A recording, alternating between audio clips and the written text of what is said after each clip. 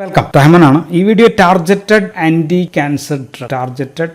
Cancer drugs വിഭാഗത്തിൽ വരുന്ന വീഡിയോയാണ്. ആൻഡ് സെല്ലുലാർ സിഗ്നലിംഗ് പാത്വേ, ഈ പാത്വേയുടെ നമ്മൾ മാപ്പ് കൈനേസ് പാത്വേ വീഡിയോ പറഞ്ഞപ്പോൾ അതിലെ ടാർഗറ്റ്സ് പലതുണ്ടെന്ന് നമ്മൾ പറഞ്ഞു. ഈ ടാർഗറ്റ്സിൽ വർക്ക് ചെയ്യുന്ന മരുന്നുകളാണ് ഇവയിൽ പറയാം. സോ മാപ്പ് കൈനേസ് പാത്വേയുടെ രണ്ടാം ഭാഗമായിട്ടാണ് മാപ്പ് കൈനേസ് പാത്വേയിൽ ഞാൻ ഈ പറഞ്ഞത്. ഈ വീഡിയോ വരുന്നുണ്ട്, അതും കൂടി ഒന്ന് കാണണം എന്ന് ഞാൻ പറഞ്ഞിരുന്നു. അതാണ് ഈ വീഡിയോ. മാപ്പ് കൈനേസ് പാത്വേ വീഡിയോ കണ്ടിട്ടില്ലാത്തവർക്ക് ഒരു ക്വിക്ക് റീകാപ്പ് അത്യാവശ്യമാണ്. കാരണം ഈ പടം ഞാൻ അവിടെ ഉപയോഗിച്ചതാണ്, അവിടെ വരച്ച പടമാണ്. ആൻഡ് ശരീരത്തിലെ ഗ്രോത്ത് ഫാക്ടർ, നമുക്ക് അവയെ മ്യൂട്ടാജൻസ്, ഇതൊരു ഗ്രോത്ത് ഫാക്ടർ ആണെങ്കിൽ നമുക്ക് അവയെ മ്യൂട്ടാജൻസ് എന്ന് നമുക്ക് അവയെ വിളിക്കാം, മ്യൂട്ടാജൻസ്. ആൻഡ് ഇത് ടൈറോസിൻ കൈനേസ് റിസപ്റ്റർ ആണ്. This is tyrosine kinase receptors ആണ്. ആൻഡ് ദിസ് ടൈറോസിൻ കൈനേസ് റിസപ്റ്ററിലാണ് മ്യൂട്ടാജൻസ് വന്ന് ഒട്ടിച്ചേരും. സോ റിസപ്റ്റർ അവിടെ ഒട്ടിച്ചേരുന്നു. റിസപ്റ്റർ അവിടെ ഒട്ടിച്ചേരുമ്പോൾ ഇത് രണ്ടും കൂടി ഒന്നാവുന്നു. ഡൈമറൈസേഷൻ, റിസപ്റ്റർ ഡൈമറൈസേഷൻ എന്ന് പറയും.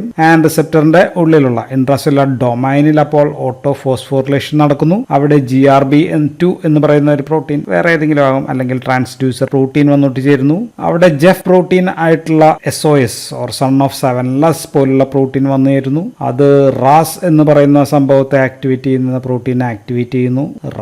റാഫിനെ ആക്ടിവേറ്റ് ചെയ്യുന്നു. റാഫ് എന്ന് പറഞ്ഞു കഴിഞ്ഞാൽ MAP കൈനേസ് ആണ്. അത് മെക്കിനെ ആക്ടിവേറ്റ് ചെയ്യുന്നു. മെക്ക് എന്ന് പറഞ്ഞാൽ മാപ്പ് കൈനേസ് ആണ്. ആൻഡ് ഇത് എർക്കിനെ ആക്ടിവേറ്റ് ചെയ്യുന്നു.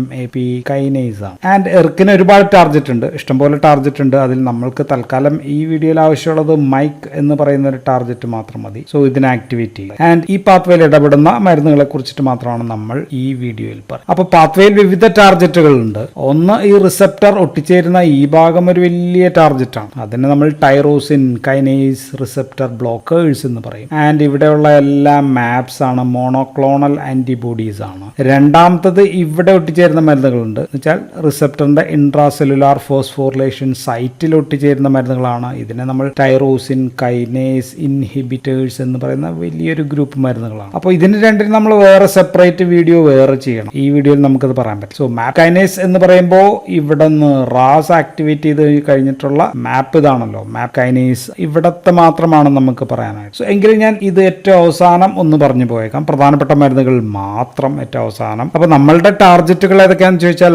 1 ഈസ് റാസ് നമ്മുടെ ഒരു ടാർഗറ്റ് ആണ്. രണ്ടാമത്തത് റാഫ് ഒരു ടാർഗറ്റ് ആണ്. മൂന്നാമത്തത് മെക് ഒരു ടാർഗറ്റ് ആണ്. നാലാമത്തത് മൈക്ക് ആണ് നമ്മുടെ ടാർഗറ്റ്. സോ ഈ 4 ടാർഗറ്റുകളിൽ മാപ്പ് കൈനേസ് പാത്വേയിലെ 4 ടാർഗറ്റുകളിൽ ആക്ട് ചെയ്യുന്ന മരുന്നുകളും വിവിധ രോഗങ്ങളെ കുറിച്ചിട്ടാണ് നമ്മൾ പറയാം, വിവിധ ക്യാൻസറുകളെ കുറിച്ചിട്ടാണ് പറയാം. സോ അവർ first target is Ras. MAP kinase പാത്വേയിലെ ആദ്യത്തെ ടാർഗറ്റ് എന്ന് പറയുന്നത് റാസ് ആണ് നമ്മുടെ ഫസ്റ്റ് ടാർഗറ്റ്. റാസിലുണ്ടാകുന്ന മ്യൂട്ടേഷൻസ് മൂലമുള്ള ഹൈപ്പർ ആക്ടിവിറ്റി, ഇതങ്ങോട്ട് ഹൈപ്പർ ആക്ടിവിറ്റി ആകുമ്പോൾ ഇതിനെല്ലാം സ്റ്റിമുലേറ്റ് ചെയ്തുകൊണ്ടേയിരിക്കും. അപ്പോൾ ഗ്രോത്ത് ഒക്കെ കൂടുമ്പോൾ അപ്പോൾ വിവിധ തരം ക്യാൻസേഴ്സ് ഉണ്ടാകും. റാസ് പ്രധാനമായിട്ട് 3 തരമുണ്ട്, 3 ടൈപ്പ്. ഒന്ന് KRAS ആണ്. KRAS ക്യാപിറ്റൽ എഴുതണം, ഞാൻ തൽക്കാലം ഇങ്ങനെ എഴുതുന്നു. ആൻഡ് ഇത് മൂലം KRAS ആക്ടിവേഷൻ മൂലം ഉണ്ടാകുന്ന ക്യാൻസർ ഒന്ന് ലങ് ക്യാൻസർ ആണ്. രണ്ടാമത്തത് ഒവേറിയൻ ക്യാൻസർ. മൂന്നാമത്തെ കോളോറെക്ടൽ ക്യാൻസർ ആണ്. നാലാമത്തെ പാൻക്രിയാറ്റിക് ക്യാൻസർ. സോ എല്ലാം തന്നെ സോളിഡ് ക്യാൻസേഴ്സ് ആണ്. ആൻഡ് ഈ KRAS മ്യൂട്ടേഷനെതിരെ പ്രവർത്തിക്കുന്ന 2 മരുന്നുകൾ നമുക്കുണ്ട്. ആൻഡ് ഏറ്റവും ആദ്യം വന്ന മരുന്ന്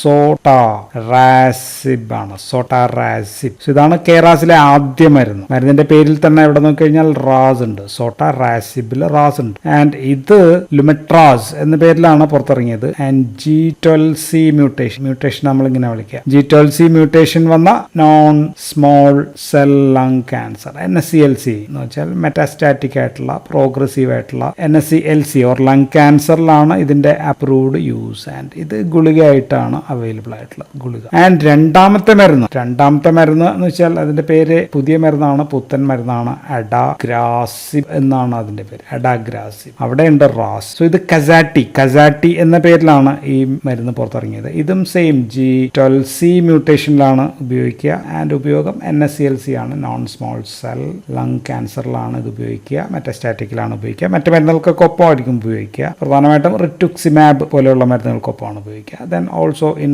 കോളോറെക്ടൽ ക്യാൻസർ ഇതിനും ഉപയോഗിക്കും. അപ്പോൾ KRAS ആണ് ആദ്യത്തെ റാസ് നമ്മൾ പറഞ്ഞു. പിന്നെ ഇനി എൻറാസ് ഉണ്ട്.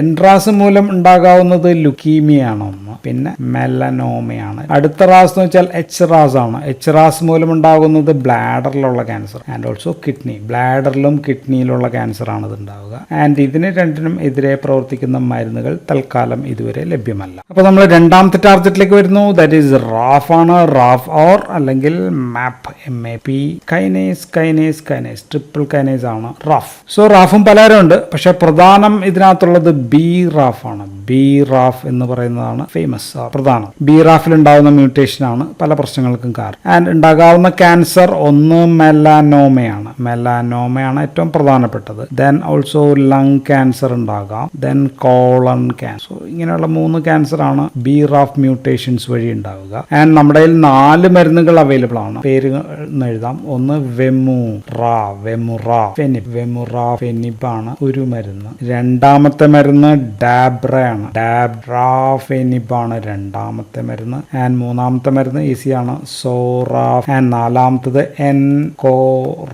എൻകൊറാഫെനിബ് ആണ്. അപ്പൊ ഇതിലും നമുക്ക് റാഫ് ആയതുകൊണ്ട് ഇവിടെയും നമുക്ക് റാഫ് കിട്ടും, ഇവിടെയും നമുക്ക് റാഫ് ഉണ്ട്, ഇവിടെയും റാഫ് ഉണ്ട്, ഇവിടെയും റാഫ് ഉണ്ട്. സോ മരുന്നിന്റെ പേര് ഓർത്തിരിക്കാം. എല്ലാത്തിലും റാഫ് എന്ന വാക്കുണ്ട്. അത് നമുക്ക് വെമുറാഫെനിബിനെ പറ്റി പറഞ്ഞു കഴിഞ്ഞാൽ ഇത് സോൾബാരഫ് അങ്ങനെ എന്തോ ഒരു പേരിലാണ് ഇത് ലഭിക്കുന്നത്. ഇത് ഉപയോഗിക്കുന്നത് B600E എന്ന് പറയുന്ന ഒരു തരം മ്യൂട്ടേഷൻ മൂലമുള്ള മെലാനോമയിൽ. സോ ഇറ്റ്സ് യൂസ്ഡ് ഇൻ മെലാനോമയിലാണ് ഏറ്റവും പ്രധാനപ്പെട്ട ഉപയോഗം. ആൻഡ് അതിന് തന്നെ വൈൽഡ് V600K, ഇത് V ആണ്, 600K അതിൽ ഉപയോഗം ഇല്ല. സോ V600E എന്ന് പറയുന്ന മെലനോമയിൽ നമ്മൾ ഉപയോഗിക്കും, പക്ഷെ ഈ മ്യൂട്ടേഷൻ വന്നു കഴിഞ്ഞാൽ ഉപയോഗമില്ല. ഡാബ്രാഫെനിബും സെയിം ആണ്. അടുത്തത് ഡാബ്രാഫെനിബ്, അതും ഇതേപോലുള്ള സമാനമായിട്ടുള്ള ഉപയോഗമാണ്. ആൻഡ് അടുത്തത് സോറാഫെനിബ് ആണ്.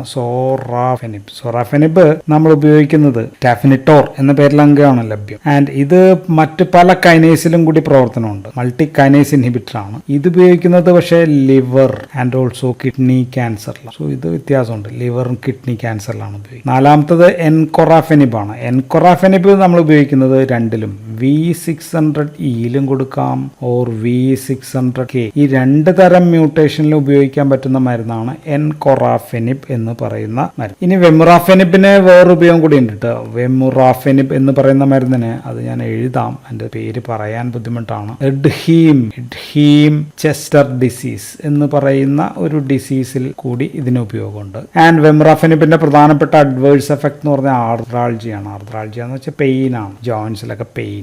ഡാബ്രാഫെനിബിന് 2 പ്രശ്നങ്ങളാണ് ഉള്ളത്. ഒന്ന് ഫോട്ടോസെൻസിറ്റിവിറ്റി ആണ്. ഫോട്ടോസെൻസിറ്റിവിറ്റി ഉണ്ടാക്കാം. ദെൻ ഓൾസോ QT പ്രൊലോങ്ങേഷനും ഉണ്ടാക്കാനുള്ള ചാൻസ് ഉള്ള മരുന്നാണ് ഡാബ്രാഫെനിബ്. ആൻഡ് ഓൾസോ ദിസ് ഡാബ്രാഫെനിബ് ഒരു CYP3A4 ഇൻഹിബിറ്റർ ആണ്, CYP2C8 ഇൻഹിബിറ്റർ ആണ്. സോ ഇത് ഒരു പ്രശ്നമാണ്. പല മരുന്നുകളും ഈ QT പ്രൊലോങ്ങേഷൻ ഉണ്ടാക്കാനുള്ള ചാൻസ് ഉള്ള മരുന്നുകളായി. സോ ഇതിന് ഇൻഹിബിറ്റ് ചെയ്യുമ്പോൾ ആ മരുന്നിന്റെ എമൗണ്ട് കൂടും, QT പ്രൊലോങ്ങേഷൻ കൂടാം. ഡ്രഗ് ഇന്ററാക്ഷൻസ് അങ്ങനെയൊക്കെയുള്ള പ്രശ്നങ്ങളുണ്ട്. പൊറ്റിസാനിഡിൻ പോലുള്ള മരുന്നുകളൊക്കെ ആയിട്ടൊക്കെ പ്രശ്നങ്ങളുണ്ട്, മറ്റു പ്രശ്നം. ആൻഡ് വെമുറാഫെനിബിനെ കുറിച്ച് ഒരു കാര്യം കൂടി പറഞ്ഞാൽ that's PGP inhibitor. PGP inhibitor എന്ന് വെച്ചാൽ ഒരു സെല്ലിൽ നിന്ന് മരുന്നകത്ത് കയറി കഴിഞ്ഞാൽ പുറത്തേക്ക് കളയുന്ന സാധനമാണ് PGP എന്ന് പറയുന്നത്. സോ അതിനെ ഇൻഹിബിറ്റ് ചെയ്യാന്ന് വെച്ചാൽ മരുന്നിന്റെയൊക്കെ എമൗണ്ട് സെല്ലിനകത്ത് കൂടുതൽ ഉണ്ടാകാം. അപ്പോൾ എഫ്ലക്സ് ട്രാൻസ്പോർട്ടറാണ് PGP. സോ അപ്പോൾ അതുമൂലമുള്ള ടോക്സിറ്റി ചിലപ്പോൾ ഉണ്ടാകാം. സോ ഇത്രയും കാര്യങ്ങളാണ് നമുക്ക് റാഫ് ഇൻഹിബിറ്റേഴ്സിനെ കുറിച്ച് പറയാനുള്ളത്. ഇനിയും നമ്മൾ റാഫ് ഇൻഹിബിറ്റേഴ്സിനെ കുറിച്ചിട്ട് ഇത് പറയുമ്പോൾ കൂടി പറയും. അപ്പൊ നമ്മുടെ അടുത്ത ടാർജറ്റായി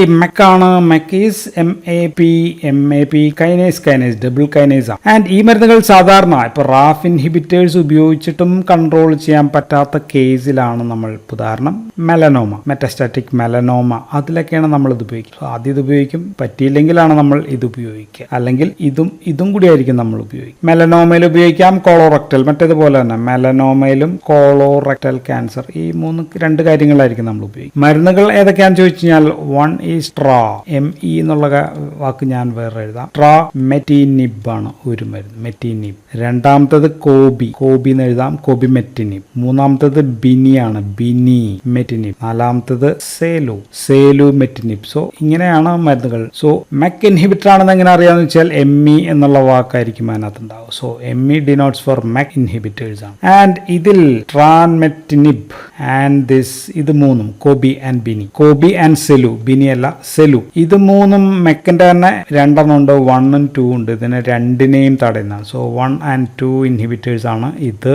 ദെൻ ഇത് 3. ആൻഡ് ബിനി ആവട്ടെ 2നെ മാത്രം, മെക് 2നെ മാത്രമേ തടയുന്നുള്ളൂ. ആൻഡ് ഈ ആദ്യ 3 മരുന്നും ട്രായാലും കോബിയാലും ബിനിയാലും ഇത് 3ഉം നമ്മൾ കൊടുക്കുന്നത് കോളോറെക്ടൽ ക്യാൻസറിലും ആൻഡ് ഓൾസോ ഇൻ മെലനോമയിലുമാണ് നമ്മൾ കൊടുക്കുക. ഓക്കെ, റാഫ് ഇൻഹിബിറ്റേഴ്സ് കൊടുത്തിട്ടും ഫലമില്ലാത്ത കോളോറെക്ടൽ ക്യാൻസറിൽ കൊടുക്കാം, ദെൻ മെലനോമയിൽ നമുക്ക് കൊടുക്കാം. ഇനി ഈ റാഫ് ഇൻഹിബിറ്റേഴ്സ് ഉപയോഗിക്കുമ്പോൾ റാഫ് ഇൻഹിബിറ്റേഴ്സും മെക് ഇൻഹിബിറ്റേഴ്സ് രണ്ടും കൂടി ഉപയോഗിക്കുമ്പോൾ നമ്മളൊരു കാര്യം ശ്രദ്ധിക്കുന്നത് ട്രാമെറ്റിനിബ് എന്ന് പറയുന്ന മരുന്ന് നമ്മളെപ്പോഴും ഡാബ്രാഫെനിബിനൊപ്പമായിരിക്കും ഉപയോഗിക്കുക. ഞാൻ റാഫ് എന്ന് എഴുതാം, ഡാബ്രാഫെനിബ് എന്ന് എഴുതിയേക്കാം. സോ ഇതിന്റെ ഒപ്പമായിരിക്കും ഇത് ഉപയോഗിക്കുക. കോബി ആണെങ്കിലോ കോബിമെറ്റിനിബ് നമ്മളെപ്പോഴും വെമുറയ്ക്കൊപ്പമാണ്, വെമുറാഫെനിബിനൊപ്പമായിരിക്കും ഉപയോഗിക്കുക. ആൻഡ് അപ്പൊ ബിനി നമ്മൾ ഉപയോഗിക്കുക നമ്മൾ എൻകൊറാഫെനിബിനെതിരെ, എൻകോറാഫ്. അപ്പൊ ഇത് രണ്ടും ഏതിനായിരുന്നു? V600E-ക്കെതിരാണെങ്കിൽ ഇത് V600E മ്യൂട്ടേഷൻ പ്ലസ് V600K ഈ 2 മ്യൂട്ടേഷനെതിരെ ഉപയോഗിക്കാവുന്നതാണ്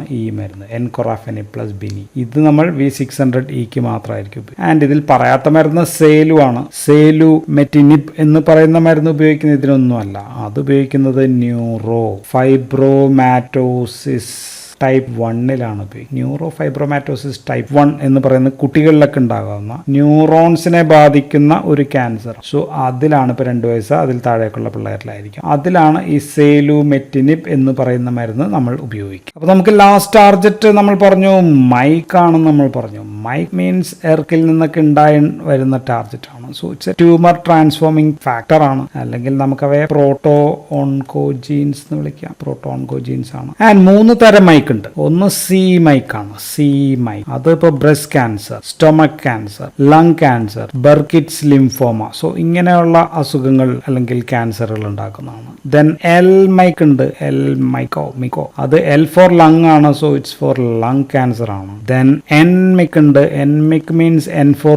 ന്യൂറോ ആണ്. അപ്പോൾ അത് ഓർത്തിരിക്കാം, ന്യൂറോബ്ലാസ്റ്റോമയിലും ആൻഡ് ഓൾസോ ഗ്ലയോബ്ലാസ്റ്റോമ ഇത് രണ്ടും ആയിരിക്കും എൻ മിക് മൂലമൊക്കെ ഉണ്ടാകും. സോ ഈ മിക്കിനെതിരെ മരുന്ന് കണ്ടുപിടിക്കാൻ പറ്റില്ല എന്നാണ് നമ്മുടെ ഒരു ധാരണ, അല്ലെങ്കിൽ ദിസ് ടാർജറ്റ് ഈസ് അൺഡ്രഗബിൾ ടാർജറ്റ് എന്ന രീതിയിലാണ് ഇത് കണക്കാക്കിക്കൊണ്ടിരിക്കുന്നത്. പക്ഷെ ഈ 2024 പുതിയൊരു മരുന്ന് ഇറങ്ങി, പഠനത്തിലുണ്ട്. ഒമോമിക് എന്നാണ് ആ മരുന്നിന്റെ പേര്, അല്ലെങ്കിൽ ഒമോ 103 എന്ന് പറയുന്ന ഒരു മരുന്ന് പഠനത്തിലുണ്ട്. ക്ലിനിക്കൽ ട്രയൽ ഫസ്റ്റ് ഫേസ് പൂർത്തിയായിട്ടുണ്ട് 2024. ദെൻ പിന്നെയുള്ളത് നമുക്ക് ഇൻഡയറക്റ്റ് ആയിട്ട് എങ്ങനെയെങ്കിലും മിക്കിനെ തടയുന്ന മരുന്നുകൾ, അത് 2 പഠനത്തിലുള്ളത്. ഒന്ന് അലിസെർട്ടിബ് ആണ്, രണ്ടാമത്തേത് വൊലാസെർട്ടിബ്. സോ ഇത് രണ്ടുമാണ് ഇൻഡയറക്ട്ലി മിക്കിനെ തടയുന്ന മരുന്നുകൾ. നേരിട്ട് മിക്കിനെ തടയുന്ന മരുന്ന് ഒമോമിക് ആണ്, പുറത്തിറങ്ങിയിട്ടില്ല. സ്റ്റഡി ആണല്ലോ, ഒരു 3 to 4 വർഷം എന്തായാലും പിടിക്കും. സോ ഇതാണ് മിക്കിനെ തടയുന്ന മരുന്നുകൾ. സോ ഇതൊക്കെയാണ് നമുക്ക് മൊത്തത്തിൽ ഈ പാത്വേനെ തടയുന്ന മരുന്നുകൾ എന്ന് നമുക്ക് പറയാം. പിന്നെ നമുക്ക് പറയാനുള്ളത് ഇവിടെയും കൂടി ആക്ട് ചെയ്യുന്ന ജസ്റ്റ് ഒന്ന് പറഞ്ഞു പോയേക്കാം. ആക്ച്വലി ക്യാൻസറിൽ ഏറ്റവും അധികം ഉപയോഗിക്കുന്നത് ഒന്ന് ഇവിടെ തടയുന്ന മരുന്നും ഒന്ന് ഇവിടെ തടയുന്ന മരുന്നും, അത് വലിയ ഗ്രൂപ്പ് മരുന്നുകളാണ്. സോ ഇത് എന്താണ്? ഇത് റിസപ്റ്റർ ആണ്, ടൈറോസിൻ റിസപ്റ്റർ ആണ്. സോ ടൈറോസിൻ റിസപ്റ്ററിനെ തടയുന്ന മരുന്നുകളാണ്, അല്ലെങ്കിൽ ആ ബൈൻഡ് ചെയ്യുന്ന സ്ഥലത്ത് ഇവിടെ ഇപ്പോൾ ഗ്രോത്ത് ഫാക്ടർ വന്ന് പിടിക്കുന്നു. ഉദാഹരണം ഗ്രോത്ത് ഫാക്ടർ നമ്മൾ ഏതാ പറഞ്ഞത്? എപ്പിഡെർമൽ ഗ്രോത്ത് ഫാക്ടർ, അല്ലെങ്കിൽ അത് നമുക്ക് HER1 എന്നോ HER2 എന്നൊക്കെ പറയാം. ഓക്കെ, അവിടെ വന്ന് ഒട്ടിപ്പിടിക്കുന്നത് പ്രധാനമായിട്ടും മാപ്സ് ആണ്. മാപ്സ് എന്ന് വെച്ചാൽ മോണോക്ലോണൽ ആന്റിബോഡീസ് ആണ് മാപ്പ്, അല്ലെ? ഇപ്പൊ കുറച്ച് മാപ്പിന്റെ പേര് പറഞ്ഞേക്കാം. സെറ്റുക്സിമാബ് ആണ്, ദെൻ ട്രാസ്റ്റുസുമാബ് ആണ്, പാനിറ്റു ഉണ്ട്, പാനിറ്റു മാബ് ആണ്, ദെൻ അമിവാൻറ്റു മാബ്. സോ ഇങ്ങനെയുള്ള മരുന്നുകളാണ് പ്രധാനപ്പെട്ട ഒരു 3-4 ഞാൻ വെറുതെ പറഞ്ഞു എന്ന് മാത്രമേ ഉള്ളൂ. കാരണം ഈ റിസപ്റ്റർ PGF മാറി, അതിൽ തന്നെ HER1 മാറി HER2 ആകുമ്പോഴത്തേക്ക് മരുന്ന് വേറെ ആയിരിക്കും. അപ്പൊ അങ്ങനെയൊക്കെ വ്യത്യാസങ്ങളുണ്ട്. എങ്കിലും പ്രധാനപ്പെട്ട ചില മരുന്നുകൾ ഞാൻ പറഞ്ഞു. രണ്ടാമത്തെ ടൈറോസിൻ കൈനേസ് ആണ്. അതും ഈ റിസപ്റ്റർ മാറുന്നതനുസരിച്ച് ടൈറോസിൻ കൈനേസ് മാറിക്കൊണ്ടിരിക്കും. ഇൻട്രാസെല്ലുലാർ ഡൊമൈനിലാണ് ഒട്ടിച്ചേരുന്ന മരുന്ന്. സോ ഏറ്റവും ഫേമസ് ഉള്ളത് ഈ മാറ്റിനിബ് ആണ്, ഏറ്റവും ഫേമസ് നമുക്കറിയാം. CLL അതിനകത്ത് ഉപയോഗിക്കുന്ന മരുന്നാണ്. ദെൻ എർലോട്ടിനിബ് എന്ന് പറയുന്ന ഒരു മരുന്നുണ്ട്, ജെഫ്റ്റിനിബ് എന്ന് പറയുന്ന മരുന്ന്, ലാപാറ്റിനിബ് എന്ന് പറയുന്ന മരുന്ന്, ബ്രിഗോറ്റിനിബ് എന്ന് പറയുന്ന മരുന്ന്, നാരാറ്റിനിബ്. സോ ഇങ്ങനെ അങ്ങ് പോകും. ഞാനത് ഇവിടെ വിശാലമായിട്ട് പറയുന്നില്ല, കാരണം ഇതിനുവേണ്ടി സെപ്പറേറ്റ് വീഡിയോസ് നമുക്ക് പറയാം. അതിൽ ഈ മാറ്റിനിപ്പിന്റെ ഒരു വീഡിയോ സെപ്പറേറ്റ് ആയിട്ട് ഞാൻ ചെയ്തിട്ടുണ്ട്. BCR ABL ഇൻഹിബിറ്റേഴ്സ് എന്ന് പറഞ്ഞിട്ട് ഞാൻ ചെയ്തു വെച്ചിട്ടുണ്ട്. ഓക്കെ, സോ ഇത്രയും ഗ്രൂപ്പ് ഓഫ് മരുന്നുകളാണ് റാസ് റാഫ് മെക് എർ പാത്വേയിൽ പറയാനുള്ളത്. സോ റാസ് റാഫ് എന്ന് പറയുമ്പോൾ ഇവിടം വരെയുള്ളൂ, അത് നമ്മൾ പറഞ്ഞു. ഇത് ടൈറോസിൻ കൈനേസ് റിസപ്റ്റർ ഇൻഹിബിറ്റർ ആണ്, tyrosine kinase inhibitor small molecule. So that's all in this video. Thank you for watching.